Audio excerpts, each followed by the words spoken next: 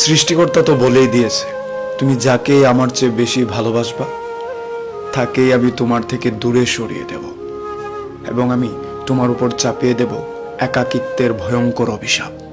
কখনো এই কথাটা বলবা না যে আমি তাকে ছাড়া বাঁচব না।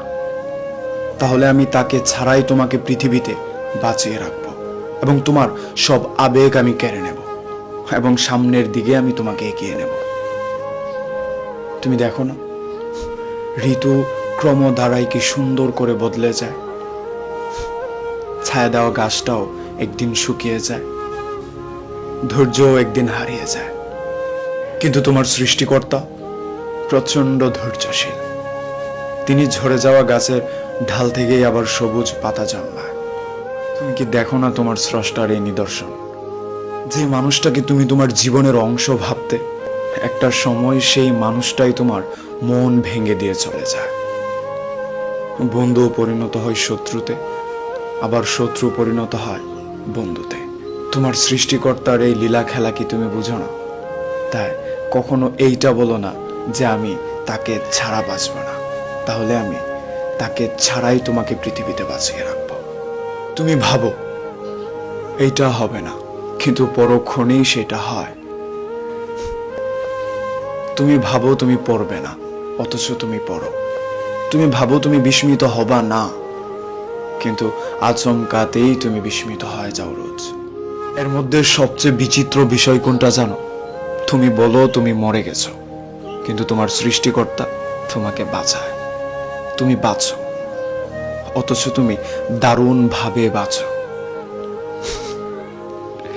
পৃথিবীতে কেউ কারো জন্য মরে না। আর তুমি যদি এইটা স্বীকার করো যে আমি তোমাকে ছাড়া বাঁচব না, তাহলে তোমার সৃষ্টিকর্তা তোমাকে তাকে ছাড়াই বাঁচিয়ে রাখবে। তুমি আজকে যে বিষয়টা নিয়ে মন খারাপ করে আছো, সেটার সমাধান হয়তো আগামী কয়েকদিনে হয়ে যাবে। মন খারাপ করে হতাশ হয়ে সৃষ্টিকর্তার প্রতি আজকে যে তুমি অভিযোগটা করেছো, সেটা তুমি তখনই বুঝতে পারবে যখন তোমার সৃষ্টিকর্তা তোমার সমস্যার সমাধানটা উত্তম পন্থায় করে দেবেন। আরে বোকা, তোমার সৃষ্টিকর্তা তো তিনি যিনি তোমার অগোচরেও তোমার ভালোটাই চিন্তা করেন। তুমি একটু ভালোভাবে চিন্তা করে দেখো তো, তোমার সৃষ্টিকর্তা তোমার উপর কতটা রহম করেছেন। তোমাকে পৃথিবীতে পাঠানোর আগেই তোমার মায়ের কাছে তোমার খাবারের ব্যবস্থা করে দিয়েছেন। তোমার সৃষ্টিকর্তা কতটা রহস্যময় তুমি জানো না? বসন্ত এলে তিনি গাছ থেকে পাতাগুলো ঝরিয়ে গাছকে একেবারেই শূন্য করে দেন, আবার শরতের শুরুতে কাশফুলে সব ভরিয়ে দেন। তিনি তোমার সৃষ্টিকর্তা যিনি বর্ষা শেষে সবুজের মাঠ চিরে খাদ্য শস্য উৎপাদিত করেন তোমাকে খাওয়ানোর জন্য। তুমি একটু ভালো করে অবলোকন করে দেখো তো, তিনি সমুদ্রের বিশালতা জুড়ে সৌন্দর্য আর ভয়াবহতাকে কেমন একাকার করে দিয়েছেন। তিনি নদীর তীর ভেঙে চর ঘোরেন, আবার চর ভেঙে নদী। মেঘ ভেঙে বৃষ্টি ঝরান, আবার বৃষ্টির পানি থেকে মেঘ বানান। তিনি আসলেই ভাঙ্গা গড়ার কারিগর। তিনি যেই সমুদ্রের মধ্যে তিমির মতো বিশাল মাছ পালেন, সেই সমুদ্রেই ছোট ছোট মাছ রাখেন। বনের ভেতরে বাঘ আর সিংহকে রেখে সেই বনের মধ্যেই হরিণকে জন্ম দেন। কখনো হতাশ হয়েও না, তোমার সৃষ্টিকর্তা আসলেই ভাঙ্গা গড়ার কারিগর। তিনি তোমাকে দুঃখ দেবেন, কষ্ট দেবেন, না পাওয়ার তীব্র যন্ত্রণা দেবেন। তারপর যখন তুমি ধৈর্যশীল হয়ে উঠবে, তখন দেখবে তোমার সৃষ্টিকর্তার দায়িত্ব নিয়ে তোমাকে একটা প্রস্ফুটিত ভোর দিয়ে জীবন রাঙিয়ে দিয়েছে। কারণ তিনি আসলেই রহস্যে ঘেরা ভাঙ্গা ঘরার কারিগর। যেই জিনিসটা আপনার গতকাল ছিল সেই জিনিসটা আজকে নেই। যে জিনিসটার জন্য গতকাল সৃষ্টিকর্তার দরবারে আপনি হাত তুলে মোনাজাত করেছেন, চোখের পানি ঝরিয়েছেন, সেই জিনিসটা আজকে আপনার নাই বলে সৃষ্টিকর্তার দরবারে শুকরিয়া আদায় করছেন। যে বন্ধু বান্ধবদের জন্য গতকাল আপনার ভীষণ রকম কষ্ট হয়েছিল, আজকের দিনটা তাদেরকে ছাড়াও আপনার হাসি খুশিতে কেটে যাচ্ছে।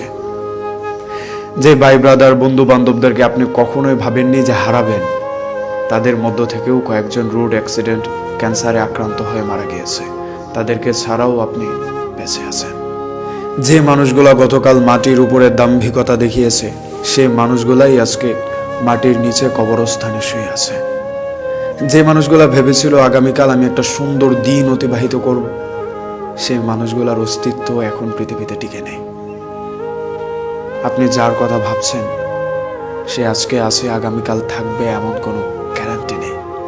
একটা সময় রোজ যে মানুষটার নিয়ম করে খোঁজ নিতেন, সেই মানুষটার সাথে আজকে আপনার যোগাযোগ নেই, বিচ্ছিন্নতা সৃষ্টি হয়ে গেছে। একটা সময় যাকে নিয়ে লম্বা লম্বা স্ট্যাটাস দিয়ে প্রমাণ করতেন যে এই মানুষটা আমার জীবন, গত কয়েক মাস ধরে সেই মানুষটার জন্য আপনার মন কাঁদে না। কি অদ্ভুত পৃথিবী! গতকাল যেই জিনিসটা আমার ছিল আজকে সেই জিনিসটা আমার নাই। যেই জিনিসটার জন্য আমি গতকাল হায় হতাশ করেছি সেই জিনিসটা আজকে আমার হয়নি বলে সৃষ্টিকর্তার দরবারে শুকরিয়া জ্ঞাপন করছি। পৃথিবী এমনই, মানিয়ে নিতে হয়, মেনে নিতে হয়। যেই জিনিসটা গতকাল আমার ছিল সেই জিনিসটা আজকে আমার থাকতে নাও পারে। তার জন্য আক্ষেপ না করে বরং ধৈর্য ধরুন। আজকে যে জিনিসটার জন্য আপনি হা হতাশ করছেন, আগামীকাল সেটার জন্য আপনার আকর্ষণ নাও থাকতে পারে। আপনার সৃষ্টিকর্তা আপনার চেয়ে ভালো বোঝে, ভালো জানে কোনটা আপনার কল্যাণকর আর কোনটা আপনার জন্য সমস্যাজনক, সেটা তিনি জানেন। তিনি তিনার মতো করে খেলেন। ধৈর্য ধরে যান, আপনার সৃষ্টিকর্তা আপনাকে উত্তম কিছু দেবেন। সৃষ্টিকর্তার অমুক বাণী হচ্ছে, তুমি আমার চেয়ে বেশি যাকেই ভালোবাসবে তার সাথেই তোমার বিচ্ছেদ হবে, সেই তোমাকে ছেড়ে চলে যাবে। ক্লাস 6 থেকে তুমি যে বন্ধুর সাথে পড়াশোনাটা একেবারে কমপ্লিট করেছো, পড়াশোনার পর সেই বন্ধুর সাথেও তোমার বিচ্ছেদটা তুমি আটকাতে পারোনি। যে প্রিয়তমার জন্য তুমি নীল দরিয়া পাড়ি দিতে প্রস্তুত ছিলে, সেই প্রিয়তমাও তোমাকে তাচ্ছিল্য করে চলে গিয়েছে, তাকেও তুমি আটকাতে পারোনি। ওই যে তোমার সৃষ্টিকর্তার অমুক বাণী হচ্ছে, আমার চেয়ে বেশি তুমি যাকেই ভালোবাসবে সেই তোমার জীবন থেকে চলে যাবে। তাই তো তোমার সৃষ্টিকর্তা বলে দিয়েছেন, পৃথিবীতে যেই তোমাকে দুঃখ দেখ, যেই তোমাকে কষ্ট দেখ, হতাশ না হয়ে তুমি তোমার সৃষ্টিকর্তার দরবারে ফিরে আসো। তোমার সৃষ্টিকর্তা তো বলেই দিয়েছেন, তুমি যখন তোমার আপন রক্তের ভাই দ্বারা প্রতারিত হবে তখন তুমি একবার নবী ইউসুফ আলাইহিস সালামের কথা ভাবো। তিনি কিভাবে তিনার আপন ভাইদের দ্বারা প্রতারিত হয়েছিল। যখন তোমার বাবা মা তোমাকে না বুঝে কষ্ট দেবে, তোমার বিরুদ্ধে আচরণ করবে, তখন তুমি একবার নবী ইব্রাহিম আলাইহিস সালামের কথা ভাবো। তিনার বাবা তিনাকে কিভাবে আগুনের কুণ্ডলিপিতে নিক্ষিপ্ত করেছিল। তোমার সৃষ্টিকর্তা তো আরো বলে দিয়েছেন, যখন তুমি সমস্যা থেকে বের হওয়ার কোনো রাস্তা পাবে না তখন একবার নবী ইউনুস আলাইহিস সালামের কথা ভাবো।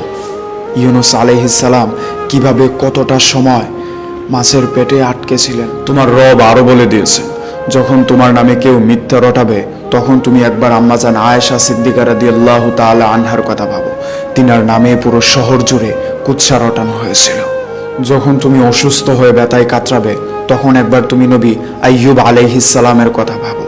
তিনি একটা ভাইরাসে আক্রান্ত হয়ে তোমার চেয়ে বেশি কষ্ট পেয়ে কাতরিয়েছিল, তবুও তিনি তার সৃষ্টিকর্তার প্রতি হতাশ না হয়ে ধৈর্য ধরে তিনার কাছে সাহায্য চেয়ে গিয়েছেন। শেষ পর্যন্ত তিনিও সৃষ্টিকর্তার সাহায্য পেয়েছেন। তোমার সৃষ্টিকর্তা আরো বলে দিয়েছেন, দিনের ব্যাপারে কোনো, ধর্মের ব্যাপারে কোনো প্রশ্ন করবে না। তুমি যদি দিনের ব্যাপারে কোনো প্রশ্নের উত্তর খুঁজে না পাও তখন একবার নবী নূহ আলাইহিস সালামের কথা ভাবো। তিনি কোনো প্রশ্ন ছাড়াই আল্লাহ তাআলার নির্দেশে এক মরুভূমির উপরে কিস্তি তৈরি করেছিল। যখন তুমি বন্ধু বান্ধব আত্মীয় স্বজন পাড়া প্রতিবেশীদের কাছে অপমানিত লাঞ্ছিত হবে তখন শেষ নবী হযরত মুহাম্মদ সাল্লাল্লাহু আলাইহি ওয়াসাল্লামের কথাটা একবার ভাবো।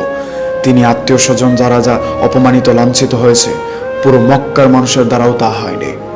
তিনি বলে গিয়েছেন, সবচেয়ে বড় পরীক্ষাটা দিয়েই সবচেয়ে বড় পুরস্কারটা অর্জন করতে হয়। তোমার সৃষ্টিকর্তা যদি তোমাকে সবচেয়ে বেশি ভালোবাসে তাহলে তোমাকেই সবচেয়ে বেশি পরীক্ষার মধ্যে ফেলবে, সবচেয়ে বেশি কষ্ট দেবে, সবচেয়ে বেশি যন্ত্রণা দিয়ে সবচেয়ে বড় পুরস্কারটা তোমার সৃষ্টিকর্তা তোমার হাতে তুলে দেবে। হে আমার সৃষ্টিকর্তা, আমাকে তোমার কথা মনে করা, তোমার প্রতি কৃতজ্ঞ হওয়া এবং তোমার ইবাদত করার সর্বোত্তম তৌফিকটা দাও। আমাকে তুমি আজকের এই শুক্রবারের ওসিলায় মাফ করো।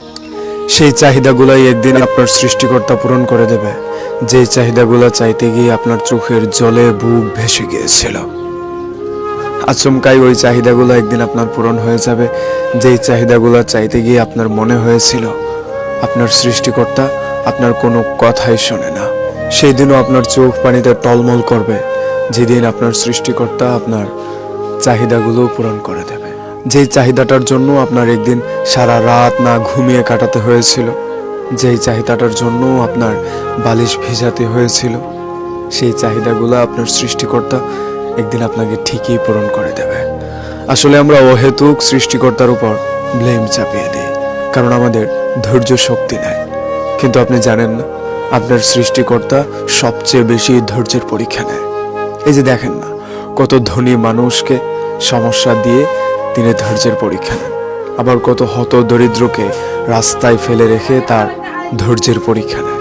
যে সৃষ্টিকর্তা আপনার উঠতি বয়সে আপনার বাবা মাকে কেড়ে নিয়ে আপনার বুকটা শূন্য করে দিয়েছিল, সেই সৃষ্টিকর্তাই আবার এমন কোনো এক পুণ্যময় জিনিস দিয়ে আপনার জীবন পূরণ করে দেবে, যার জন্য আপনি তিনার দরবারে কৃতজ্ঞতা জানাবেন। যে জিনিসটা আজকে সৃষ্টিকর্তা আপনার কপাল থেকে কেড়ে নেওয়ার কারণে তিনার প্রতি আপনি খুব প্রকাশ করছেন, একটা লম্বা সময় পর গিয়ে আপনার এইটা মনে হবে যে জিনিসটা সৃষ্টিকর্তা আমার কপাল থেকে কেড়ে নিয়েছে, সেটা আমার ভালোর জন্যই কেড়ে নিয়েছিল। আসলে সৃষ্টিকর্তা অগ্রিম সব জানেন। তিনি আমাদের কাছ থেকে যা কেড়ে নেন তা আমাদের ভালোর জন্যই কেড়ে নেন। তিনি আমাদের জন্য যা ঠিক করে রাখেন তা আমাদের মঙ্গলের জন্যই ঠিক করে রাখেন। আমরা মানুষ, আমরা ভুল করি, আমরা বুঝতে ভুল করি, তাও আবার সৃষ্টিকর্তার সাথে। কেউ আপনার সাথে প্রতারণা করেছে, কেউ আপনাকে ঠকিয়ে দিয়েছে, হতাশ হওয়ার কোনো কারণ নেই। একটু আশ্বস্ত হয়ে সৃষ্টিকর্তার দরবারে সিজদায় পড়ে যান। একটু সময় নিয়ে হোক, আগে পরে আপনার সৃষ্টিকর্তা আপনাকে একটা সমাধান দেবেনই, কারণ তিনি ধৈর্যের পরীক্ষা নিয়ে হলেও একটা সমাধান উত্তম পন্থায় দিয়ে থাকেন। তাওবা কিংবা রিহ্যাবিং, এই বিষয়টা আমরা চাই না কে কে বলেন তো? আমরা কে কে চাই না যে আমার জীবনে আরেকটা সুযোগ আসুক, যে ভুলটা আমি এখন করেছি এটা নেক্সট টাইম আমি আর করতে চাই না। ক্লাস 10-এর পর বাবা মার সাথে পাগলামো করে পড়াশোনাটা যে বাদ দিয়েছি, ইস, চান্সটা পেলে আরেকবার পড়াশোনাটা করতাম।